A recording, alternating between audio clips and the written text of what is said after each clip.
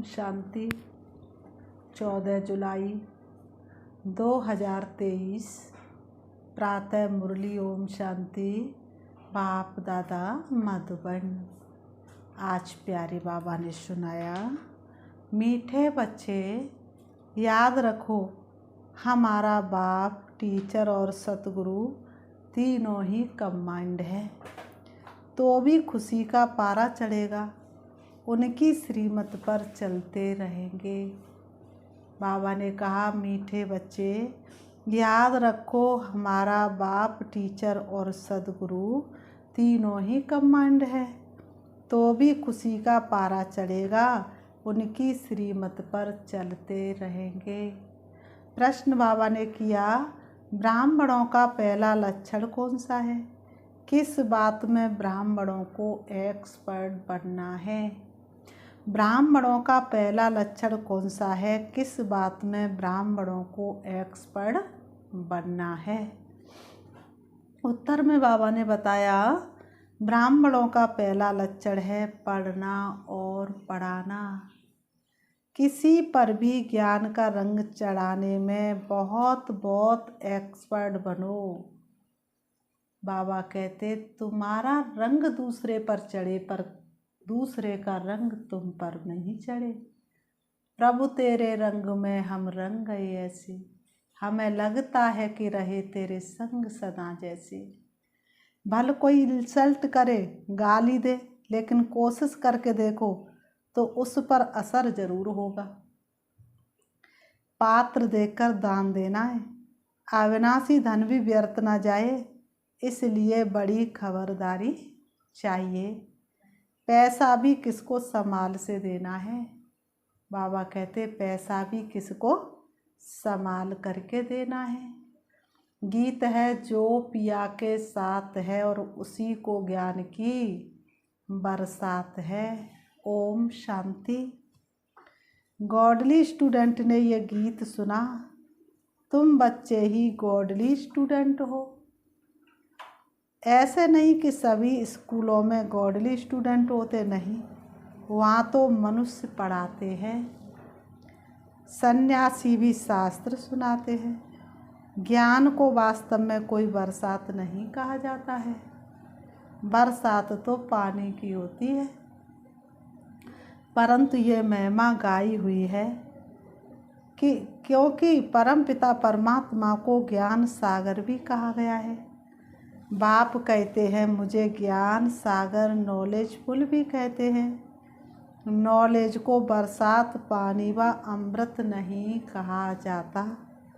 जैसे मान सरोवर का तालाब है, अमृतसर में भी एक तालाब है, जिसको वे लोग अमृत समझते हैं। ये बाप बैठ करके समझाते हैं। पढ़ाई को अमृत व बरसात नहीं कहेंगे, पढ़ाई को अमृत और बरसात थोड़ी नहीं कह सकते हैं। समझते अमृत है, इससे दुख दूर हो जाएंगे।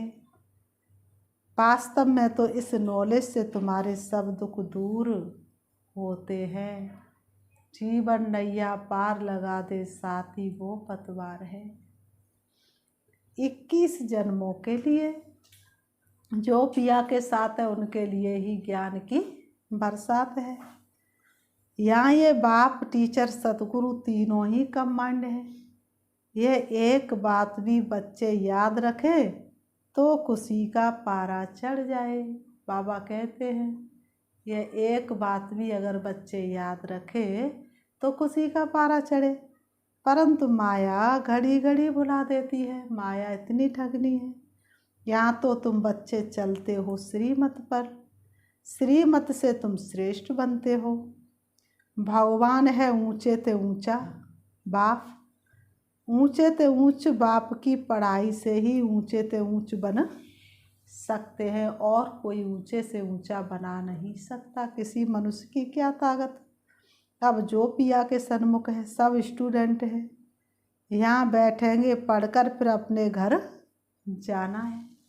बाबा कहते, पढ़कर फिर अपने घर जाना है। दिन प्रतिदिन स्टूडेंट तो बहुत होते जाएंगे। अगर सभी को एक ही घर में साथ रखे तो कितना बड़ा मकान चाहिए। सारा आबू मकान बना दे तो भी पूरा नहीं होगा। कितने सेंटर्स हैं, अभी तो अजून थोड़े हैं, इसमें भी 1000 गुना जास्ती होंगे। 1000, 2000, 5, 7000 भी सेंटर्स हो सकते हैं। फिर घर घर में ये ज्ञान गंगाएं ज्ञान की वर्षा करेंगी। इतने ढेर बच्चे हो जाएंगे, जहाँ तहाँ देखो सेंटर्स खोलते रहते हैं। कोई गीता पाठशाला नाम रखते, कोई ब्रह्मा कुमारी ईश्वरी विश्वविद्यालय नाम रखते हैं। वास्तव में ब्रह्मा कुमारी नाम रखने से डरना नहीं चाहिए। कई बच्चे डरते हैं कि बी के नाम देख हंगामा न कर दे, इसलिए गीता पाठशाला नाम रख दिया है। गीता पाठशाला अक्षर तो कॉमन है, समझते कोई विघ्न ना पड़े, इसलिए बी के नाम बदल दूसरा रूप दे देते हैं। वास्तव में तो बात एक ही है। अंदर घुसने से चित्र आदि देख झट समझ जाएंगे। अंदर घुसेंगे और देखेंगे चित्र तो झट समझ जाएंगे कि ये ब्रह्मा कुमारियों का ही ज्ञान है और कोई ज्ञान नहीं है। तो बात तो एक ही हुई ना। बाबा ने कहा उसमें क्या अंतर हुआ, गीता पाठशाला लिखा या बी के पाठशाला लिखा, तो नाम तो एक ही है ना। तो बाबा ने कहा वास्तव में तो बात एक ही, अंदर घुसने से चित्र आदि देख झट समझ जाएंगे। ये तो वही बी के, इसलिए नाम बदलने की ऐसी ज़रूरत नहीं है। इससे तो अच्छी रीति सिद्ध होता है कि वास्तव में ये ब्रह्मा की संतान ब्रह्मा कुमार कुमारियाँ हैं। ये तो अच्छा है ना, तुम सबसे कह सकते हो वास्तव में तुम भी कोई आत्माओं का रचता, तुम भी ब्रह्मा कुमार कुमारियाँ हो। प्रजापिता ब्रह्मा को तो जानते हो, वह रचयिता है मनुष्य सृष्टि का। निराकार परम पिता परमात्मा कोई आत्माओं का रचता नहीं, वह तो आत्माओं का अनादि बाप है। प्रजापिता ब्रह्मा भी तो अनादि है। आत्माओं का बाप इनमें आते हैं, आकर ब्रह्मा को एडॉप्ट करते हैं। प्रजा रचने के लिए ब्रह्मा द्वारा ब्राह्मण कुल रचना है। ये तो समझने में और ही सहज होगा, परंतु डरते हैं। कहेंगे बीके के पास मत जाओ, कहेंगे बीके के पास मत जाओ, गीता पाठशाला में भल जाओ। घर घर में ज्ञान गंगा का अर्थ भी मनुष्य नहीं समझते हैं। भक्ति मार्ग में नारद को मुख्य गिना जाता है। झांझ बजाने वाला भक्त था ऐसे नहीं, नारद कोई ऐसे रूप वाला है जैसे चित्र दिखाते हैं। वास्तव में बंदर तो तुम सभी थे, बाप ने आकर के तुमको मंदिर लायक बनाया। सूरत मनुष्य की, सीरत बंदर की थी। बाबा ने कहा सूरत बल मनुष्य की थी, लेकिन सीरत किसकी थी, बंदर की थी। यूं तो सब नारद है, सब भक्त है ना, समझ सकते हैं। जब तक हम दैवी गुण वाले मनुष्य ना बने तब तक हम लक्ष्मी को वर नहीं सकते। सभी मेल अथवा फीमेल भक्त नारद हैं। बाबा कहते सभी मेल और फीमेल भक्त नारद हैं। कहा जाता अपनी सीरत तो देखो, तुम तो बंदर हो क्योंकि तुम्हारे में 5 विकार है। 5 विकार और नरक का द्वार, तो जिसमें 5 विकार है वह बंदर ठहरे ना।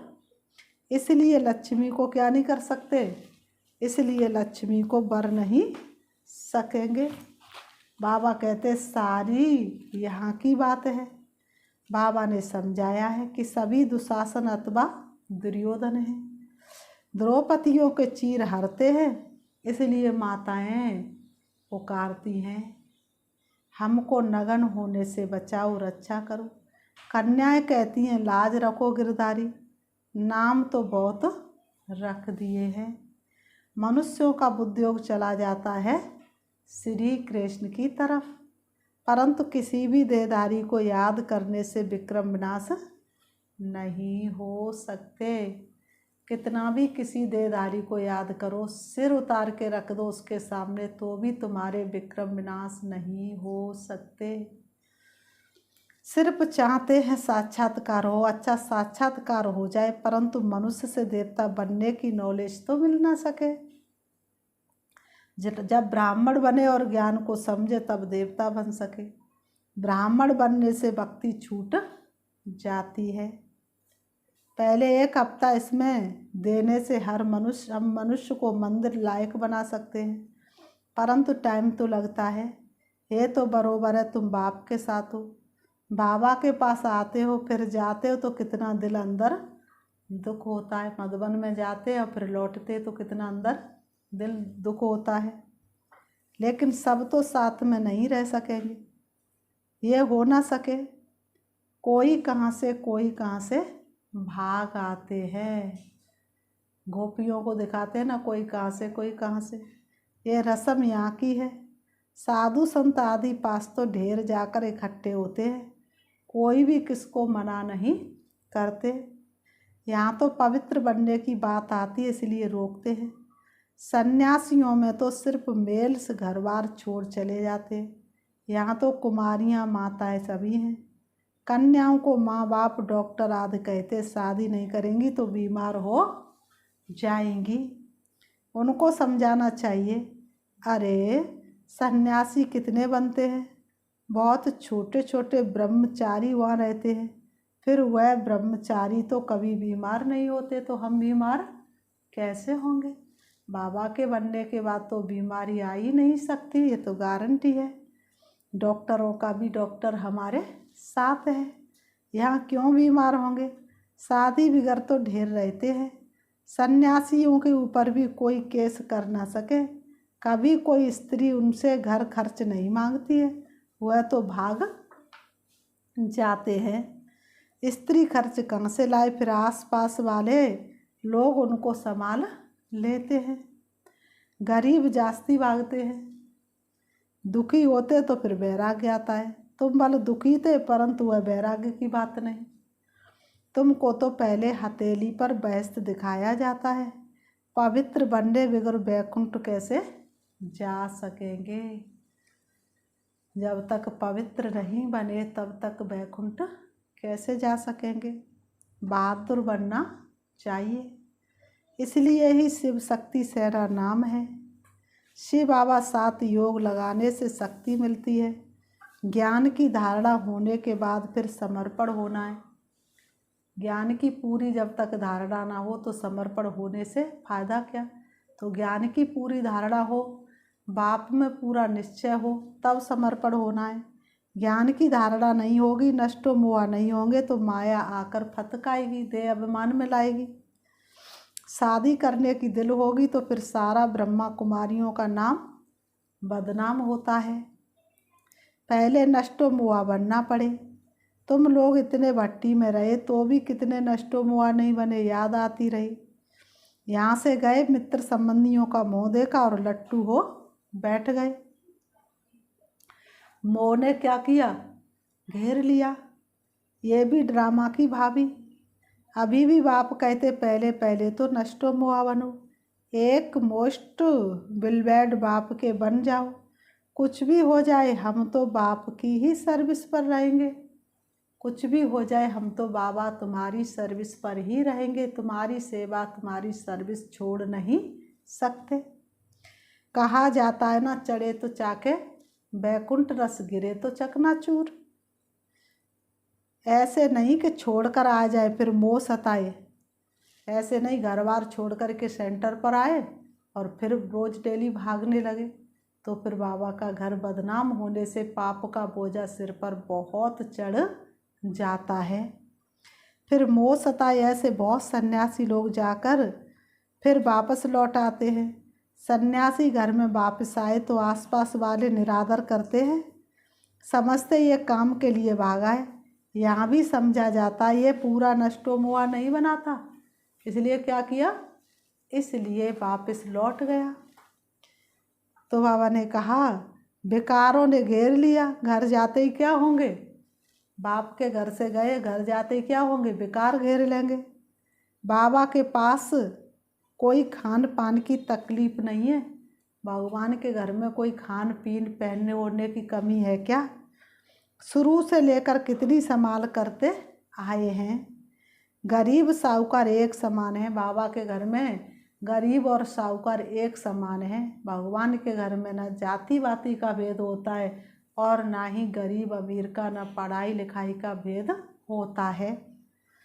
मम्मा बाबा भी सबको सिखलाने लिए बर्तन मांजते थे, झाड़ू लगाते थे। देह अभिमान तोड़ने के लिए किया जाता है।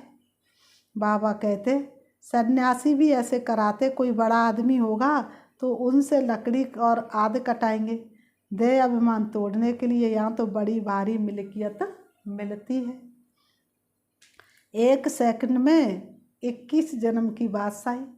सन्यासियों के पास तो कुछ भी प्राप्ति नहीं है, बाकी पवित्र है इसलिए अपवित्र माथा टेकते हैं। यह तो राजयोग है, विश्व का मालिक बनते हैं। विकार में नहीं जाना है। मीरा भी पवित्र रहना चाहती थी ना, वह तो भक्ति मार्ग में थी, श्री कृष्ण का दीदार करती थी, उसकी दिल लगी श्री कृष्ण से, तो भला हुआ विकार में कैसे जाएगी। श्री कृष्ण तो भी पवित्र है ना, तो अच्छा जो भक्त होगा श्री कृष्ण का अन्य भक्त होगा वह भी विकार में कभी नहीं जा सकता। सो भी 1 जन्म करके मीरा दूसरे जन्म में भी भक्ति मार्ग में गई हो। ऐसे भी कह सकते वह भक्ति मार्ग में गई, क्योंकि अंतमति सो गति होती है। श्री कृष्ण से दिल थी तो भक्ति ही बन जाएगी, परंतु भक्ति मार्ग में कुछ मिला तो नहीं। ज्ञान मार्ग में तो 21 जन्मों का वर्षा मिलता है। भक्ति भी पहले शिव की करते फिर देवताओं की, अभी तो देखो चूहे बिल्ली आदि सबकी भक्ति करने लग पड़े हैं। गणेश की सवारी चूहा, तो गणेश को पूजेंगे तो चूहा को भी पूजेंगे। श्री कृष्ण को छोड़ हनुमान गणेश आदि की भक्ति करने लग पड़ते हैं। सतयुग त्रेता में भी कलाएं कम होती जाती हैं और भक्ति भी कलाएं कम होती जाती हैं। बाबा कहते हैं अभी तो कोई काम के नहीं रहे, जब ऐसी हालत होती है तब बाप आकर समझाते हैं। आधा कल्प ऊंच चढ़ते, फिर आधा कल्प के बाद गिरना शुरू होता है। मनुष्य समझते गिरना ही है, तो फिर ज्ञान लेकर क्या करें। मनुष्य समझते हैं कि चढ़ती कला में जाए फिर गिरती कला में जाए, तो ज्ञान लेने से क्या फ़ायदा, इससे तो अच्छा ऐसे के ऐसे रहे। तो बाबा कहते हैं परंतु ईश्वरी नॉलेज बगैर तो कोई काम के नहीं है। बाबा ने कहा हम तुम क्या थे, कुछ भी नहीं, ज्ञान जरूर चाहिए। शरीर निर्वार्थ पढ़ते हैं ना, कन्याओं को भी आजकल शरीर निर्वार्थ पढ़ना पड़ता है। आगे ये कायदा नहीं था, कन्या घर संभालती थी, बच्चे नौकरी के लिए पढ़ते थे। अब बेहद का बाप तुम बच्चों को पढ़ा रहे हैं। अगर सभी यहाँ बैठ जाए तो फिर मित्र संबंधियों आदि को ज्ञान कैसे देंगे। जाना पड़े पढ़ना और पढ़ाना, कोई तो बिल्कुल पढ़ते ही नहीं, तो समझना चाहिए ये हमारे ब्राह्मण कुल का नहीं है। रंग लगाने की कोशिश ज़रूर करनी चाहिए, उसके ऊपर रंग लगाने की ज़रूर कोशिश करनी चाहिए, इसमें डरने की बात नहीं। कोशिश करने से फिर कोई ना कोई को रंग लग जाएगा, भले कोई इंसल्ट करे गाली दे, तुम पुरुषार्थ करके किस न किस पर असर ज़रूर होगा। बिच्छू चलता है तो नरम चीज़ देख वहाँ डंक मार देता है। जांच करता है, यहाँ भी बच्चों को बहुत एक्सपर्ट बनना चाहिए। अविनाशी धन का व्यर्थ किसको नहीं देना है, पात्र देख दान करना है। अगर किसको दान दिया और उसने कोई विक्रम कर लिया तो उनका पाप उस दान देने वाले पर आ जाएगा। यहाँ बड़ी खबरदारी चाहिए, पैसा तो बड़ी संभाल से किसको देना है पूछ कर। यहाँ तो जो भी बना रहे हैं वह सब जल्दी ही टूट फूट जाएंगे। ये मकान भी बच्चों के रहने के लिए बने हैं, ये तो जानते हैं सब टूटने हैं। अर्थक्वेक होगी तो मंदिर आदि सब टूटेंगे। हमारी राजधानी में ये कुछ होगा नहीं, ना अमेरिका ना रसिया आदि होगी, सिर्फ भारत खंड रहना है। ये तुम जानते हो, बाकी दुनिया तो घोर अंधेरे में है। बाबा का ये कितना बड़ा स्कूल है, इसमें टीचर्स भी नंबरवार हैं, सभी एक समान तो होते नहीं। इसमें तुम देखेंगे सबसे बड़ा टीचर तो शिव बाबा है।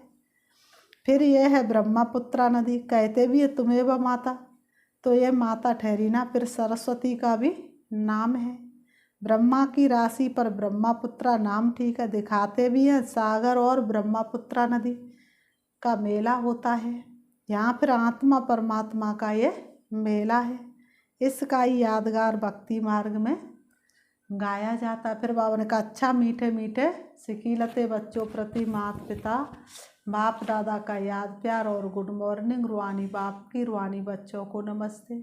हम रूहानी बच्चों की रूहानी बाप दादा को याद प्यार और नमस्ते नमस्ते नमस्ते। धारणा के लिए मुख्य सार नंबर 1, मोस्ट बिलबेल्ड बाप का बनने के पहले पूरा पूरा नष्टो मुहा बनना है। जब अवस्था पक्की हो तब सेवा में लगना है। जब तक अवस्था अच्छी नहीं तो सेवा कैसे कर पाएंगे। नंबर 2, इस दुनिया से दिल का वैराग्य रख पवित्र बनने में बहादुर बनना है। दान बहुत खबरदारी से पात्र देकर करना है। वरदान, परिस्थितियों को साइड सीन समझ पार कर आगे बढ़ने वाले मास्टर सर्वशक्तिवान भव। परिस्थितियों को साइड सीन समझ पास कर आगे बढ़ने वाले मास्टर सर्वशक्तिवान भव। स्पष्टीकरण, सदा अपने मास्टर सर्वशक्तिवान स्वरूप की स्मृति में रहो तो हर परिस्थिति ऐसे अनुभव होगी जैसे एक साइड सीन है।